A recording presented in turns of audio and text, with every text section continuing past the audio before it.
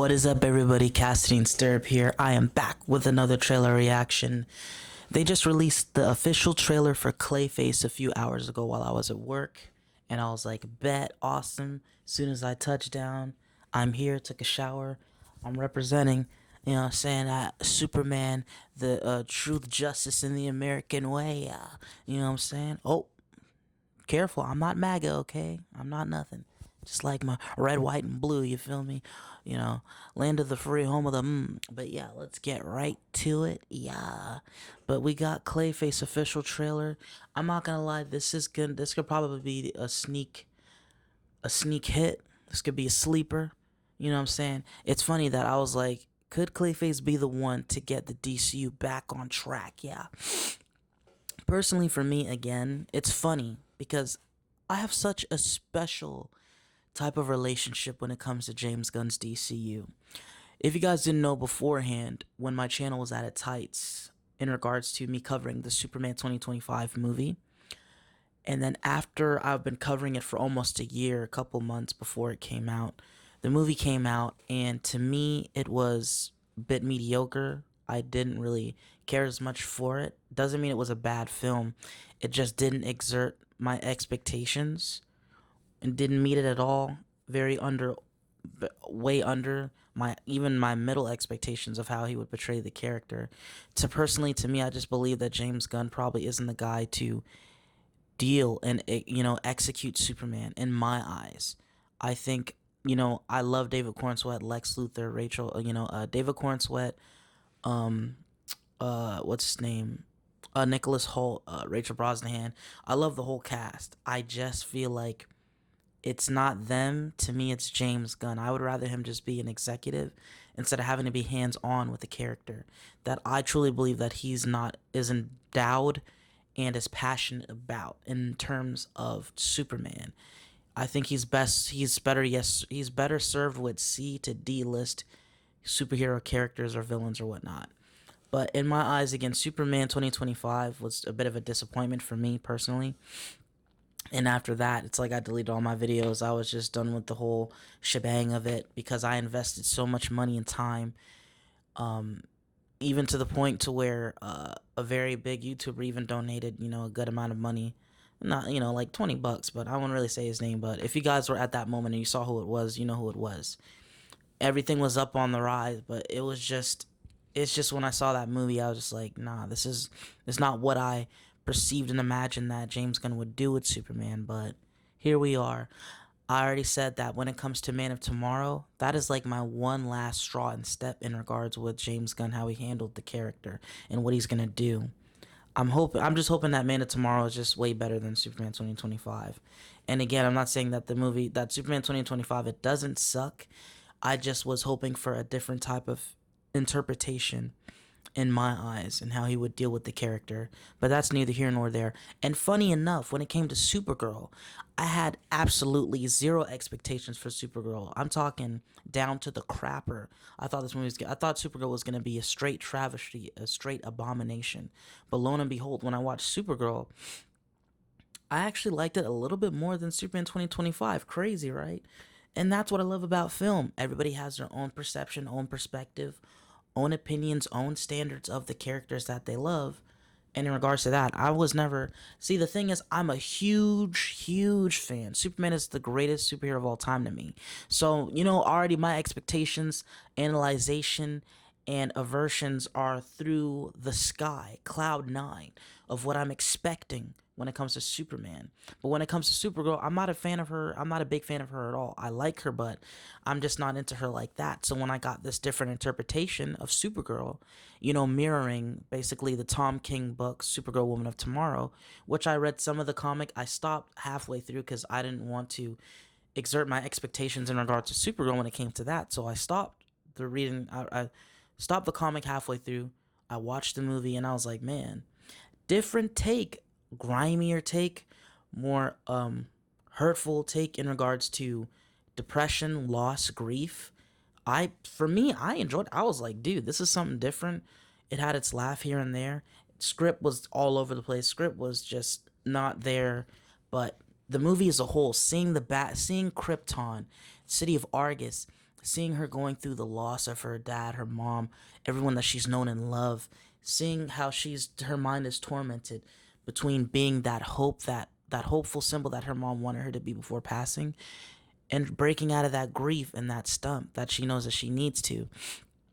And it connected to me to a heartstring level, because my brother passed away years ago, so I get how I felt connected to her on that level. One thing that Supergirl had over Superman 2025, one thing that Supergirl has that Superman 2025 doesn't have, is individualism, story, and character development and building in regards.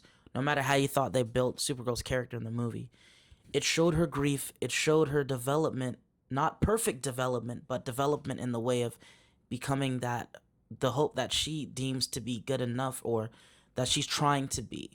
Seeing again, we got to see Krypton, we got to hear Kryptonian language, background of a little bit of background on Kara. It wasn't a lot of characters as much.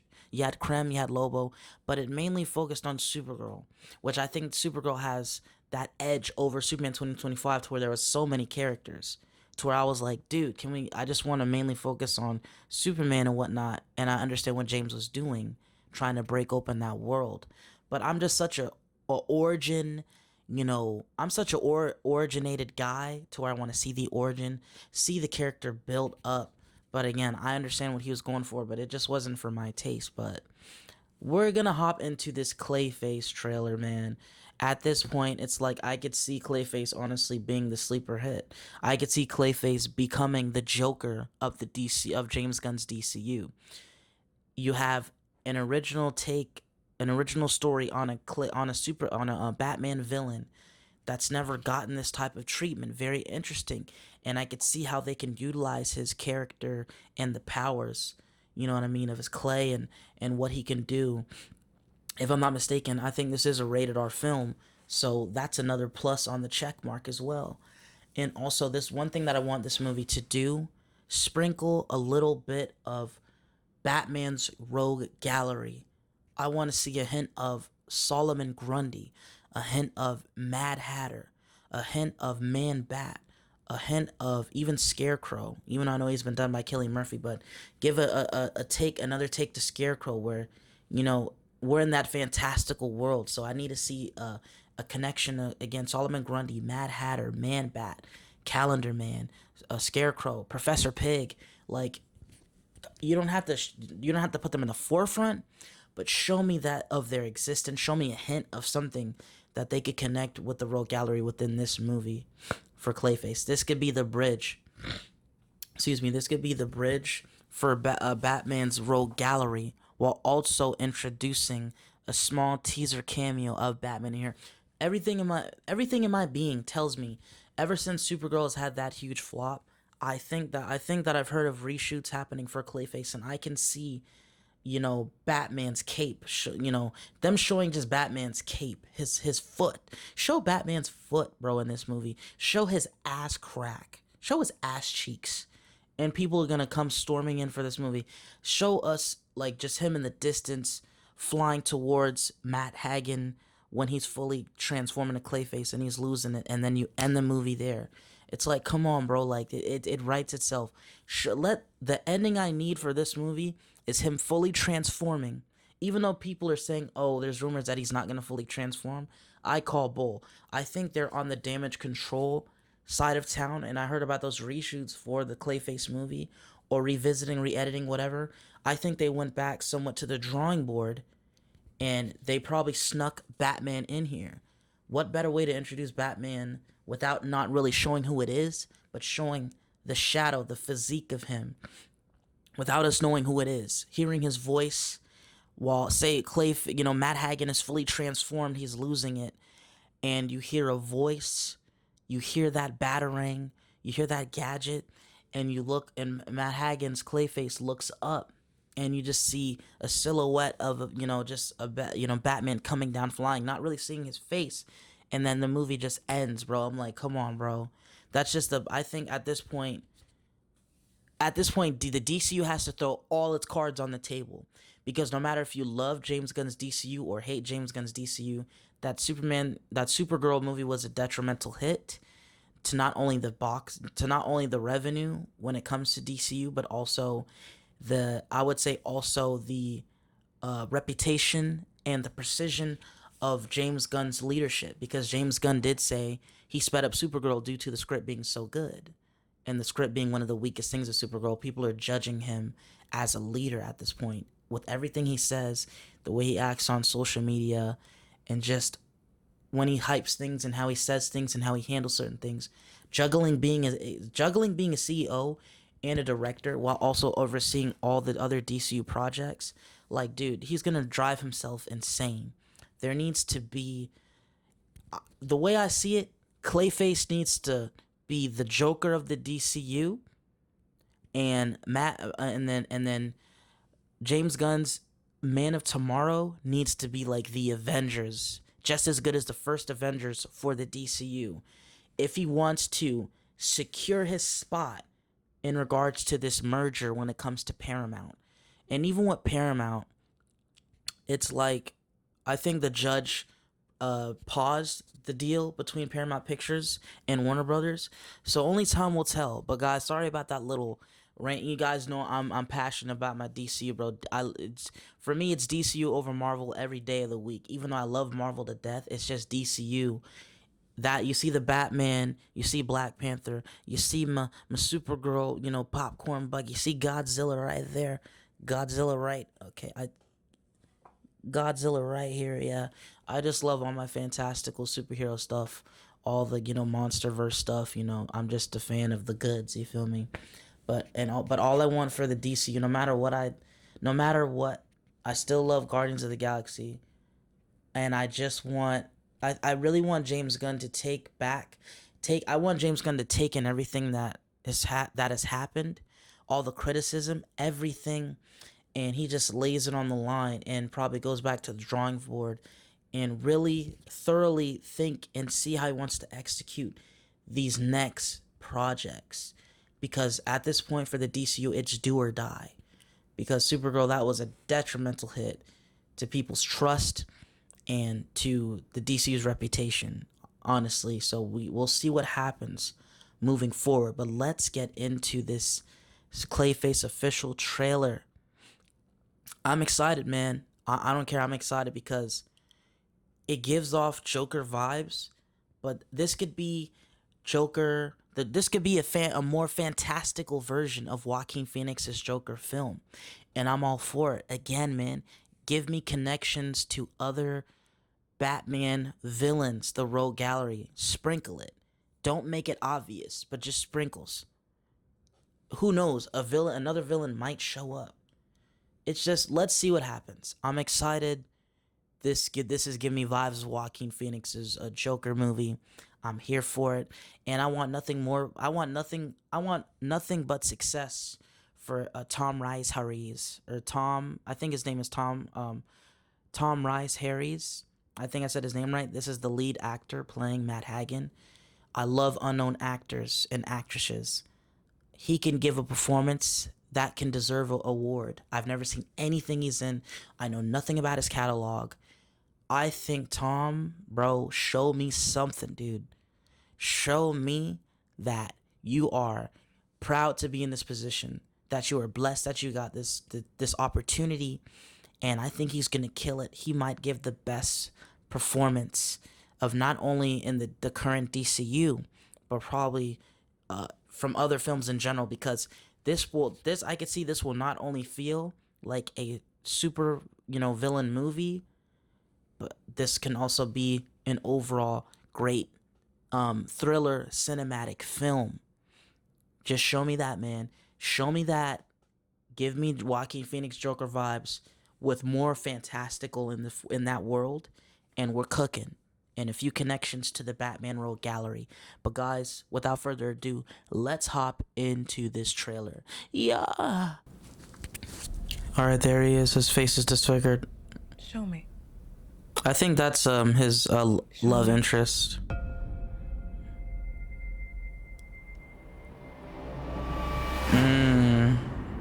You realize that you have... Oh, they called him a freak. I want my life back. You're famous. Okay. It's a tragedy what they did to him. Boo. The crime boss, yeah. They ruined his face, cut it up. Volunteer for human trials. This isn't cosmetic surgery. It's experimental. Even if it kills me, Damn, look at his face. I'll be better off than I am now. Oh! Matt. I'm okay. You okay? I'm okay. I feel great, actually. Okay. I have Okay. no idea what side effects you'll have or how to treat them. Yes. Show him going through the stages. Okay. Sir, the seatbelt sign is on. We're in unknown territory. Yeah, obviously his face is unstable. Oh my goodness. Oh, what is he gonna do? Bro, is he gonna cut open his eyelids? Dude. What's happening to me? If you're harboring feelings of anger, you need to let them go. You wanna know how I feel? So his emotions, what My triggers? trusted betrayed me. Okay. The justice system failed me. They stole my career, my money, my life. I'm a monster. Dude. Let's go. That was a good shot. So yeah, that's his love interest. So what is she, the scientist that did that to him? Dude, the punch is dog. I have no idea who you are. He's transforming.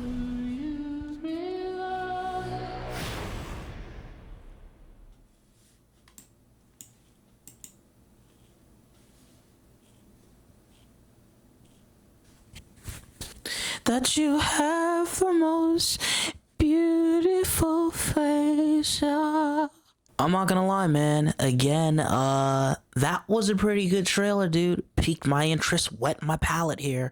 I like the color grading of the world. I like the cinematography. You get to see, Gotham, see the dreariness. You know what I'm saying? That color grading that always matches that Gotham feel. And again, so basically the story is basically Matt Hagen's. You know, he went from street kid to, you know, a famous, renowned, a famous rising actor in his right, and a crime boss went to his place and had fun with his face. I don't know if it was a deal gone wrong that pissed that crime boss off, or if he owed something to him or anything like that. Cut up, destroyed his face. Looks like the love interest is basically this the doctor who's telling him, at least she's warning him, saying, yo, you want to do this, this could give you the results, but there could be very severe side effects. So I like that tangent of the doctor / being his love interest, wanting the best for him, but also warning him, but he's so desperate to get back to that glory of being a rising star that he was willing to give up. You know, he's willing to give up anything. He doesn't care. Like he said, it's better, getting this is better than being alive. Like, this is what he's desperate for it. He's hungry for it. All he knows is, you know, being a movie star, and he's willing to put his life at jeopardy, his health at risk. And now he's going to see the consequences. I love how they show him, his face being disfigured, being unstable. You know, he said he felt great, and now he's going to start going through the stages of, you know, and also she's saying that it's also connected to his emotions. Any anger and grief, you need to let it go. But also, while I'm having this experimental surgery, him coping with the fact that he was betrayed by people close to him and turning his life into a living hell and taking everything away from him that he holds dear within his movie career. Dude, like I said, it seems like Tom Rhys Harries is going to really bring it. I expect a standout performance, and I like to see his beautiful cinnamon chocolate sister that looks like it's his love interest / the doctor, and I could see him not hurting her at all. I'm gonna love to see the way she's gonna play the role of just standing by and watching and regretting the surgery, you know, the experiment that she did to the man that she loves, from what it's looking like. And also, obviously, you know, he's gonna take revenge. He's gonna take revenge on each and every one of those motherfreakers that turned his life into living hell. and that carved his face up and attacked him and took everything that he loves. And again, I really want to see the I'm talking about the most minuscule, smallest but most impactful Batman cameo ever. I would love to see it in this movie. I just think it's time to pull the trigger. It's time to pull the trigger. You don't have to show the face, but show me something. Keep it silhouette style, but also his Batman's presence and cameo demanding the screen and that voice. And I at least want to see those white eyes. I don't want to see no human eyeballs. I want to see straight white eyes. I want to see the Batman dark blue, yellow utility belt. You feel me? Just show him, but don't show him. You feel me? In that aspect, once he fully transforms into Clayface. And it's gonna be, I think it's gonna be like a Betty and Hulk situation, to where she's gonna be his anchor. She's gonna be his anchor, and I believe that the crime boss or the thugs might, kill her, and that's when he's really going to lose it, and he's gonna fully don the identity of Clayface, and that's when Batman's gonna have to step in. Like, hey man, listen, dude. Again, this could be the Joker version for the DCU. The chances of this making 7, 8, 900 million, even to $1 billion, it's not out of the realm of possibility, only depending on how good the script is and how good Tom's acting is, as well as everybody else's acting. And the pacing, the precision, and the sprinkles of Batman's other villains during the Rogue Gallery. Like I said, Professor Pig, Man-Bat, Solomon Grundy, Scarecrow, Calendar Man, you know what I mean? Mad Hatter. Those type of obscure characters that could be in here that we've never seen have a live action presence before. And I'm all for it. This movie has all the ingredients to be the savior of the DCU. To be the breakout star of the DCU. Not saying, that Superman didn't do good. It did 1 million plus. So I'm not saying that Superman was a bad start. It's just I want something that's really going to astonish me, wow me, make me feel like, all right, now we're really hitting the ground running. I've never seen anything like this before. And that's what I hope Clayface is. But guys, this is my trailer reaction and discussion. If you enjoyed this video, like, share, comment, and subscribe. What do you guys expect out of this Clayface movie? Do you want a Batman cameo? Do you want to have connections to other villains in Batman's Rogue Gallery? Let me know in the comment section down below. And do you think that this movie could be the savior of DCU, or do you think it's going to be Man of Tomorrow? Which one is which? You feel me? Yeah. Let me know in the comment section down below. And again, guys, I love you so much. It is Cassidy and Stirrup here. I will see you guys soon, and get ready for my early screening for Spider-Man Brand New Day. I want to do some interviews. I'm going to have a lot of great stuff for you guys. Stay tuned. I love you all. Peace.